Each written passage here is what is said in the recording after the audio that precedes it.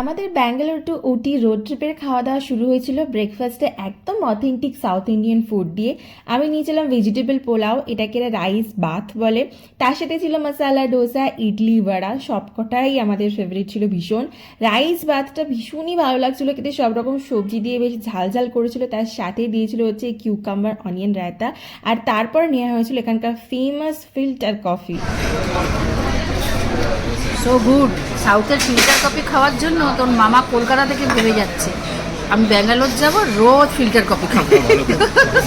লাঞ্চের সময় খিদের চোটে খাবার আসছি, তড়িঘড়ি খাওয়া শুরু করে দিয়েছিলাম, তাই প্রপার ভিডিও করা হয়নি। তবে আমি আর অভিরূপ খেয়েছিলাম সাউথ ইন্ডিয়ান রাইস থালি, মামারা খেয়েছিল নুডলস আর রাইস থালি, আর নীল খেয়েছিল চিকেন বিরিয়ানি।